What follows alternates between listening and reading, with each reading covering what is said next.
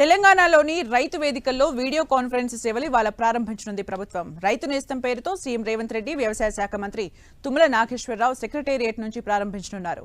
రాష్ట్ర వ్యాప్తంగా 2601 రైతు వేదికలు ఉండగా real time solution through digital platform project కింద ప్రయోగాత్మకంగా మొదటి విడతలో 110 కేంద్రాల్లో ఈ వ్యవస్థను ఏర్పాటు చేశారు. వచ్చే ఉగాది నాటికి మిగిలిన అన్ని రైతు వేదికల్లో ఈ వ్యవస్థను అనుసంధానం చేయాలని నిర్ణయించింది ప్రభుత్వం. నిరుపయోగంగా ఉన్న రైతు వేదికలను ఉపయోగంలోకి తీసుకురావాలని రాష్ట్ర ప్రభుత్వం నిర్ణయించింది.